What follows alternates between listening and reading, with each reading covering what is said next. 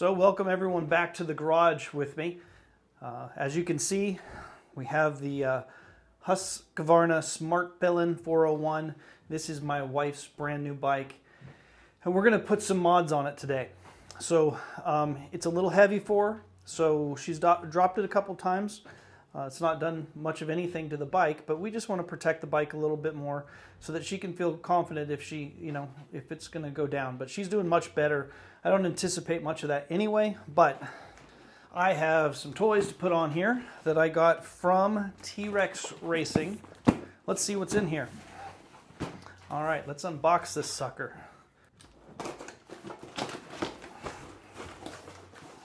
Okay. What did we get? Oh yeah, I'm sure you've noticed. I just do this for looks, guys. Don't worry. Okay. So we have some crash bars. We have some sliders for the exhaust, I think, and then some fork sliders. And that's what we have. Sweet. Okay, so now it'll be time to put these on. So we're going to start with these front wheel sliders and putting these on. Help deflect damage if it gets dropped. I think that's going to be pretty straightforward. I already broke this loose. And I am just, again, only using the tools that came on the bike. I think that's a good practice to be in. Let's see, so I want that one, obviously, and not this one. They are different sizes. It wants you to put the left one on first. Yeah, that's nice. You're not going to really see this knob. It's not going to be an eyesore or anything, but it'll just add a little protection on there to the bike. Get a little leverage. And that felt good. Okay, so I do want to keep all of my stock parts, so I will hang on to that for sure. Okay, let's run over to the other side. I don't know what they want me to do. And of course the instructions, there's nothing for the other side. There's a picture of this side, nothing for the other. It says, attach the right slider to the right side of the axle using the M655. Well, that's what I'm doing. I think it goes right there. I'm going to put it right there.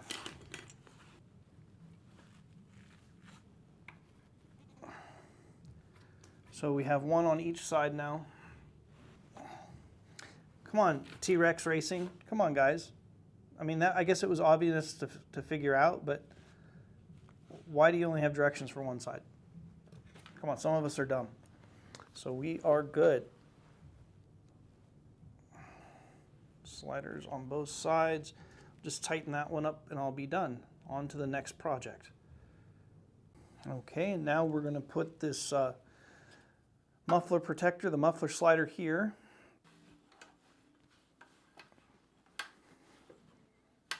That's strong.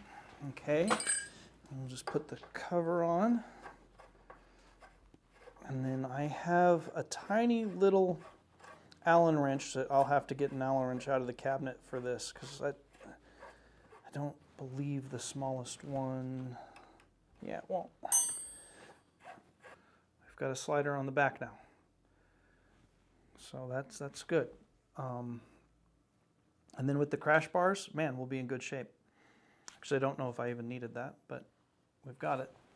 Not a lot of light over here, but we've got to take this off. So I didn't have this with the Husky tools, this size, which is strange, but I have this myself. Oh my goodness, that is never coming out.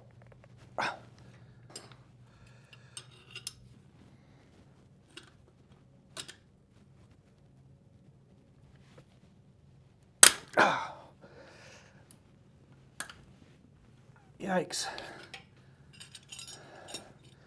Oh, yeah, I didn't want to do that to my arm. I mean, that obviously was not my arm cracking.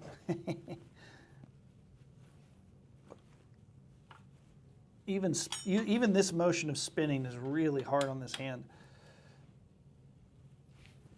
That's okay. Now maybe you understand why I whined so much on the BDR, because that hand was hurting me like crazy. Okay, I'll just hold that. Okay, hopefully it'll come out now. Whoa. I really hope that doesn't mean that's going to be, the motor came down and it's going to be really hard to get back in. Whew, oh boy. Now, it'll be fine. Don't worry. Okay, we got it. We got it. No hurry, no worry, no chicken, no curry. And then put that in there. And then that goes. This side is done. Okay, so we have these nice crash bars on here now. 3 bolts, pretty easy. Time to do the other side.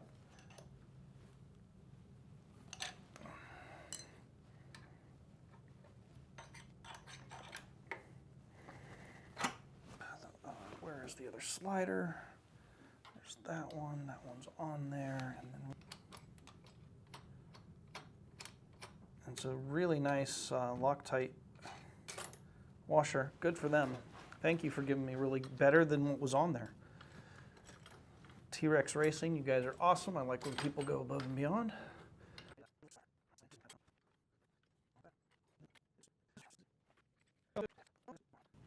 Now, one thing I noticed about the T-Rex Racing already versus the Cross Pro crash bars I have on my Norden 901, it did not use the same kind of different size bolts on the bars, which is annoying because then you don't have those tools with you if something happens. So way to go, T-Rex Racing. These are quality, heavy duty. It's not aluminum. These are just awesome, solid steel, really good. I'm really happy I bought these from them. Shipping was like lightning fast. It got here quicker than I was even ready to do anything with it.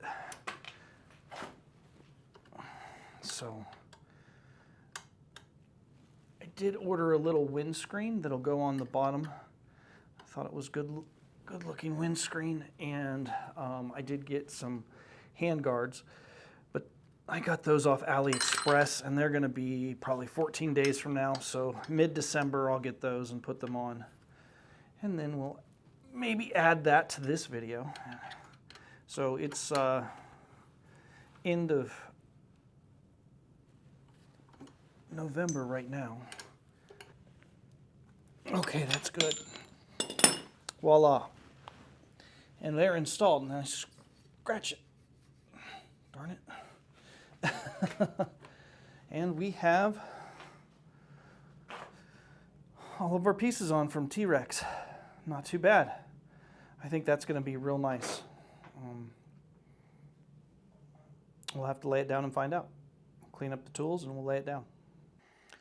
So we're all done. We have the new exhaust slider on. We have the crash bars and then the sliders on the front of the bike. So let's lay it down and see how it does. Lay it down slowly. So how'd it do? Keeps the handlebars off the ground though. See that? So that's a big protection there. Keeps the exhaust completely off the ground. And yeah, the front ones work well too. So those are nice. I guess the crash bars, if they were just a little bit wider to keep that brake off the ground, that would be better. But not bad. Not bad at all. We'll pretend like it's a big, heavy adventure bike. And I can't even lift this.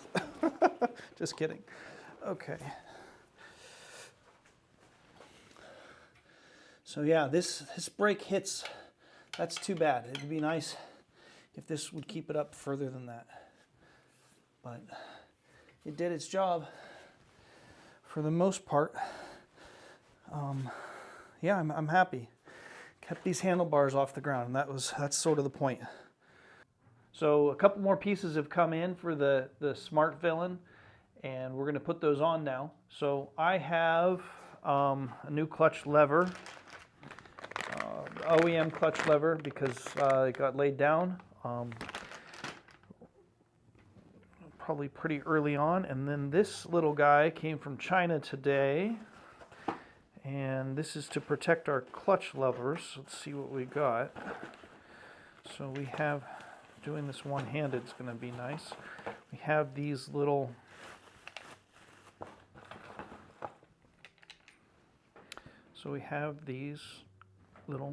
hand guards. We'll put these on just like that, and that will make the final little piece. And I may take, obviously it goes over here. There's our broken one,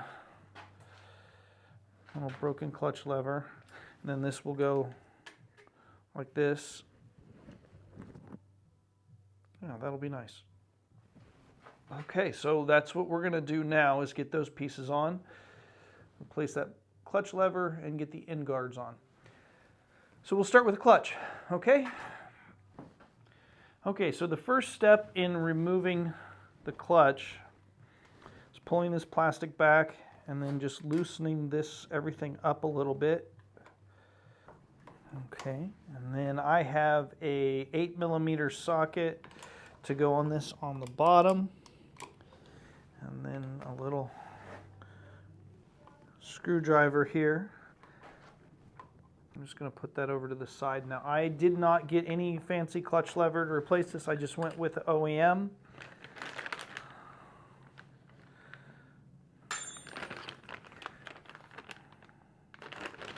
Clutch lever.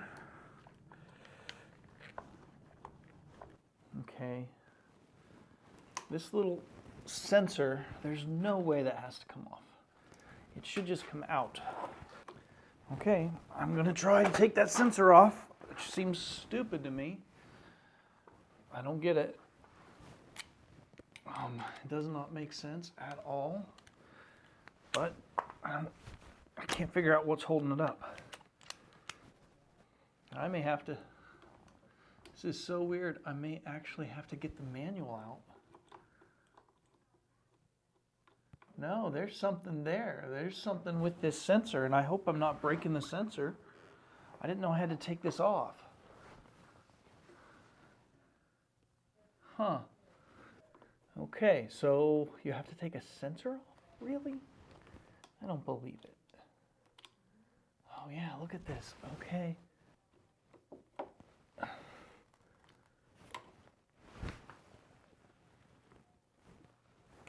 All right, so is that it? Oh, I hope that was it. So I learned something about replacing these clutch levers on the Svartpilen. Normally you just take the one screw out, but this sensor right here, it gets in the way, and so there's two screws on this sensor that have to come out, and then now you get your clutch lever right out. No big deal. See that? But without taking this sensor off, clutch lever won't come out, and I was worried. I was a little worried I was going to break the, honestly, I was a little worried I was going to break it. So I'm glad I got the sensor out right here without breaking it. But it goes right in here, and look at that, it goes right into the clutch lever, and that stops it. So you got to take the sensor off. So that's good to know, and then the clutch cable can come out. Okay, so we figured it out. Okay. So, and then from here, well, let me show you one more thing. From here, it's important that this little line is open all the way through. So can we see that in the video? There is see, here we go. So there's a cut right through here, and then this has to line up so that cable can come out, and then you can just release the cable. Okay, but I can't do that one-handed, so There we go, one-handed. So you see that? And it'll just go back in the same way. Just, yeah, it's a little hard to take out one-handed. All right, so then we can put the new one back in and be good. But yeah, that was a big, I was not expecting that. I haven't had that before on other bikes. I suppose that makes sense that the clutch is going to trigger something. Maybe that has to do with the quick shifter. You know, I don't know. But what matters is that we get this back in. There's the new one. Back in. Get this lined up here nicely. And we're back in. So I'm going to put the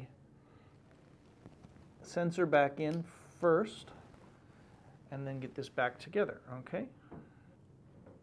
There's that screw, one more screw, and we should be good on this.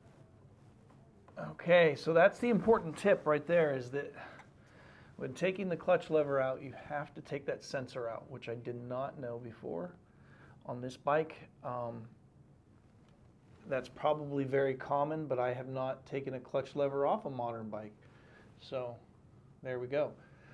One more bolt and we're all done, and then just get it all set back to normal. Pretty easy project. Yeah, we're going in there. It's all good. Must be hollow on the inside of the handlebar, which is nice. Okay. And now it's just a matter of positioning it. I think that's good.